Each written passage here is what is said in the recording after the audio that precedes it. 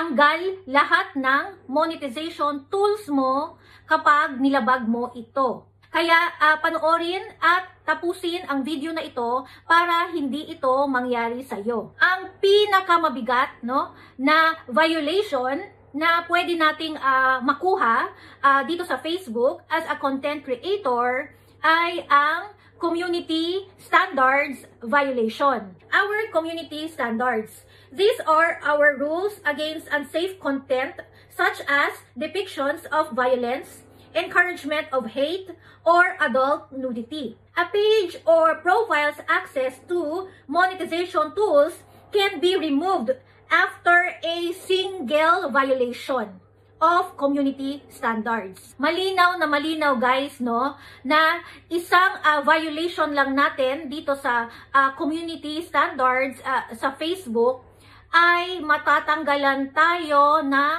monetization tools, Lahat ng monetization tools ay aalisin sa atin kapag tayo ay sumuway, ng kahit isang beses lang dito sa community standards. Ano-ano ba yung mga monetization tools, na pwedeng tanggalin sa atin, as a content creator dito sa Facebook? 'Di ba? Meron tayong stars, ads on reels, in-stream ads, live ads, bonuses, subscriptions, branded content, So lahat yan guys ay babawiin sa atin once, na magkaroon tayo ng isang violation dito sa community standards. Alam nyo guys, dinidescribe ko nga itong community standards dito sa Facebook na hari ng mga policies, Kasi content creator ka man, o hindi, kailangan mo talagang sumunod dito sa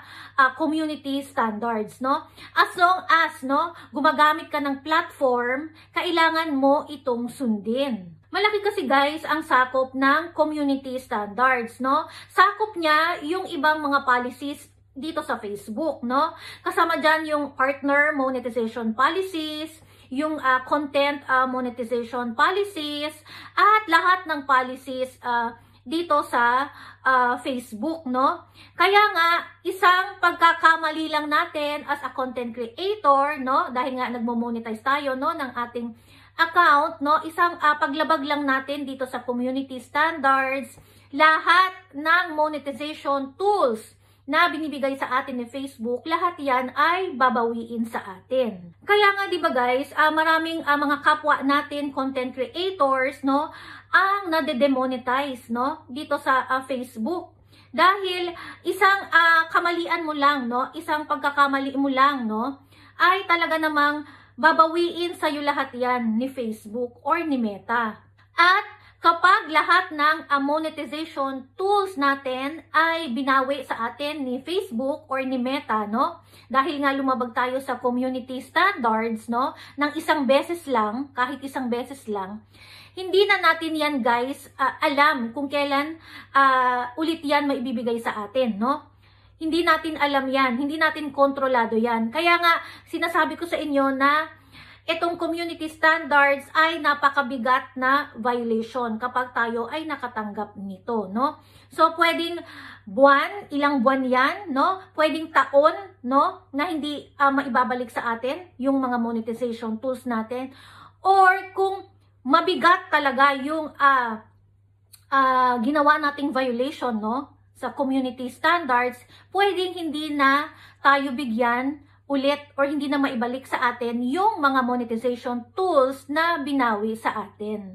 Ano nga ba ang community standards dito sa Facebook, Para sa mga baguhan, at mga nagsisimula pa lang sa pagko-content, guys, ang community standards, ay yan yung policies ni Facebook or ni Meta, dito sa loob ng kanyang platform, Yan yung nakalagay dyan or nakasulat sa loob ng community standards, yung mga content, yung mga klase ng content or mga gawain na inaalaw, pinapayagan niya at hindi niya inaalaw, hindi niya pinapayagan dito sa loob ng platform. Ito guys, isa-summarize ko na lang, kung ano yung makikita niyo sa screen kasi baka mabilis, no, at hindi niyo mabasa. So, sasabihin ko na lang sa inyo itong mga sinummarize ko or mga importanteng bagay, no, na nakasulat sa loob ng community standards, no, na mga content or mga gawain na hindi ina-allow ni Facebook sa loob ng platform. Okay? Number 1, violence. Number 2, fraud and deception. Number 3, bullying and harassment. Number 4, sexual exploitation. Number 5, nudity. Number 6, privacy violations. Number 7, hate speech. Number 8, spam. Number 9, intellectual property. Bago tayo gagawa ng content, no, isipin muna natin kung ito ba ay hindi lumalabag sa community standards ni Facebook. Kung ang content ba natin ay kanais-nais sa mga manonood, no? Hindi tayo pwedeng gumawa, no, ng content, no, dito sa Facebook na karumal-dumal, no, mga krimen, mga pambubuli or panlalait sa ating kapwa, pagpapakita ng mga masaselang parte ng katawan, matandaman or bata, mga pandaraya, no, mga pangungutya, panlalait. So hindi natin 'yan pwedeng gawin, no, dito sa loob ng platform. Kaya guys, as a content creator at minomonetize natin ang ating account, no, kailangan talaga na alam natin, no, or basahin natin ang community standards dito sa Facebook, no. Maglaan tayo guys ng oras, no, para alamin, no, or matutunan or malaman kung ano ba itong mga policies ni Meta, no. Kung gusto talaga nating maging mahusay na content creator, no, kung gusto nating magtagal dito sa Facebook, no, kasi guys, no, yung community standards, no, kapag yaan talaga ay nilabag natin or binaliwala natin, katulad nga ng sinabi ko sa umpisa ng video, no, pwede talagang, lalo na kung content creator ka na minomonetize mo ang account mo, mawawala talaga or babawiin talaga yaan mga monetization tools natin, no, mababawi lahat yan sa atin. So, masasayang talaga ang pinaghirapan natin dito sa Facebook, no, sayang naman yung mga content na ginawa natin, no. At posible rin na, lalo na kung mabigat yung violation mo, yung na-commit mong community standards violation, no, pwedeng ma-block ang account mo or kaya naman ma-totally ban ka na dito sa Facebook. So, kailangan talaga natin guys na mag-ingat, no, sa lahat ng galaw natin dito sa loob ng platform. Para sa mga nagsisimula pa lang dito sa Facebook, no, guys, itong community standards ay makikita natin sa loob ng ating professional dashboard, no.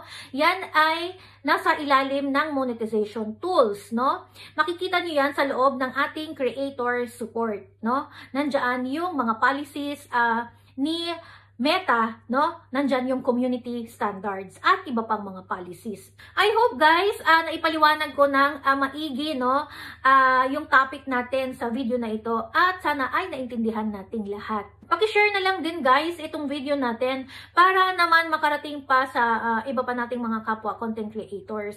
At kung hindi ka pa naka-follow, no, huwag kalimutang mag-follow para lagi kang updated sa mga susunod pa nating tutorials. Thank you for watching guys! Bye-bye!